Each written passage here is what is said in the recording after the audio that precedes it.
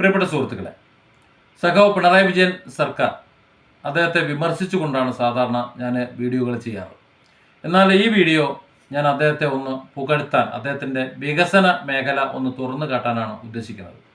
ഉമ്മൻചാണ്ടി സർക്കാർ ഇവിടെ ഭരിച്ച് നിർത്തി പോകുന്ന സമയത്ത് രാജിവെച്ച് പുറത്തേക്ക് പോകുമ്പോൾ, ഭരണകാലം പൂർത്തിയാക്കി പുറത്തേക്ക് പോകുമ്പോൾ, പിണറായി സർക്കാർ അധികാരത്തിലേറി വരുന്ന സമയത്ത് ഉമ്മൻചാണ്ടി സർക്കാർ പൂർത്തിയാക്കി വച്ച ഒരു വികസന മേഖലയുണ്ട്.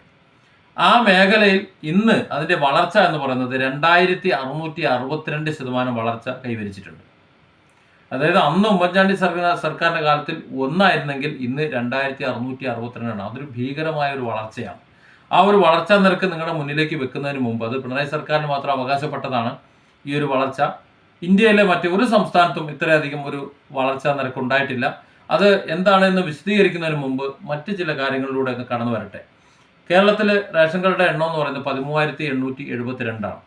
ഈ 13,872 റേഷൻ കടകളിലൂടെ പാവങ്ങൾ, സാധാരണക്കാർ അവരുടെ ഭക്ഷണം കഴിച്ചു പോകുന്നു. ഇന്നത്തെ സ്ഥിതിയിൽ വലിയ വിലക്കയറ്റമാണ്. കിട്ടുന്ന കൂലി കൊണ്ട് കള്ളു കുടിക്കാനും ലോട്ടറി എടുക്കാനും തികയുന്നില്ല. അത് രണ്ടും തികയാതെ വരുമ്പോൾ പിന്നെ ഭക്ഷണം കഴിച്ച് കിടക്കാൻ വേണ്ടി തൽക്കാലം റേഷൻ കടയെ ആശ്രയിക്കേണ്ട ഒരു സാഹചര്യമുണ്ട്. അപ്പോൾ ആ സാഹചര്യത്തിൽ റേഷൻ കടകൾ വളരെ ഉപകാരമാണ്. അത് സാധാരണക്കാരുടെ, പാവങ്ങളുടെ വിശപ്പകറ്റാൻ ഇന്ന് റേഷൻ കടകൾ മാത്രമേ ഉള്ളൂ.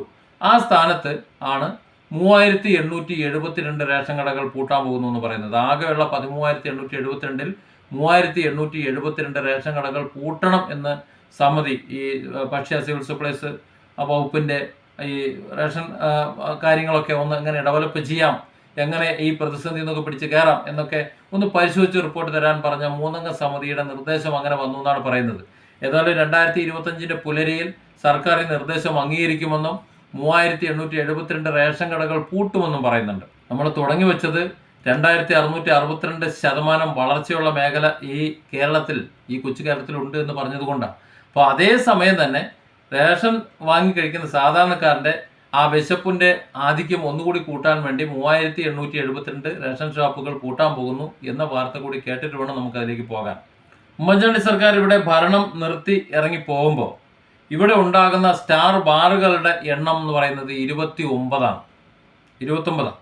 പിണറായി സർക്കാർ കഴിഞ്ഞ 7.5 വർഷം കൊണ്ട് ആ 29-നെ 801 വർദ്ധിപ്പിച്ചത് നമ്മൾ കണ്ടു. 801 ബാറുകളാക്കി മാറ്റി.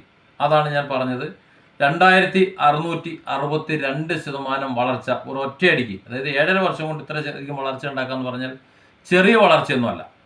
അപ്പോൾ ഇവിടെ 3872 റേഷൻ കടകൾ പൂട്ടുമ്പോൾ തുറക്കാൻ പോകുന്നത് 253 ബിവറേജ് ഔട്ട്ലെറ്റുകളാണ്.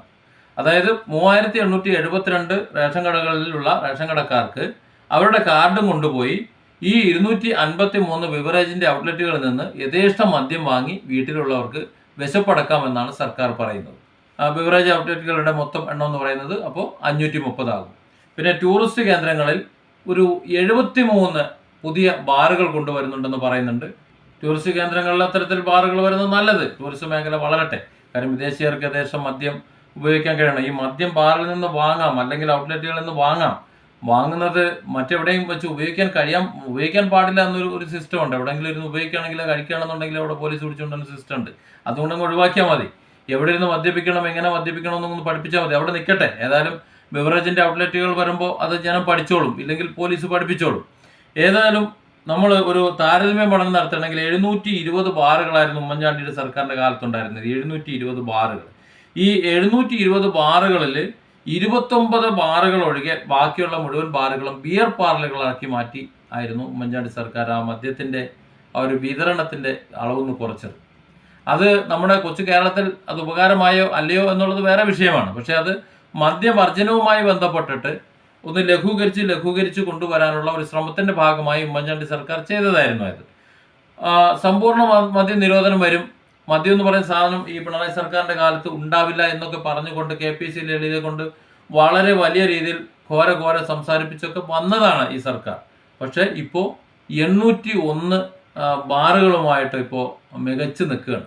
ഏതായാലും 530 ബിവറേജ് ഔട്ട്ലെറ്റുകളും പിന്നെ 801 ബാറുകളും ഇനി ടൂറിസ്റ്റ് കേന്ദ്രങ്ങളിൽ വരുന്ന 73 പുതിയ ബാറുകളും കൂടി ആവുമ്പോൾ ഈ പറയുന്ന ഈ പൂട്ടിപ്പോയ റേഷൻ കടക്കാർക്ക് ഒരു ഉപകാരമാകും. അവർക്ക് വള്ളം നിറച്ച് സാധനം വാങ്ങാനുള്ള ഒരവസരം ഉണ്ടാകുമെന്ന് തന്നെയാണ് പ്രതീക്ഷിക്കുന്നത്. ഏതായാലും വികസനം വേണം. പക്ഷെ അത് എങ്ങോട്ടാണ് ഇത് വികസിച്ച് പോകുന്നത്, അല്ലെങ്കിൽ എന്താണ് വികസിക്കുന്നത് എന്നും കൂടി നോക്കുന്നത് നല്ലതാണ്. Different angles. Don't forget to subscribe and support this channel.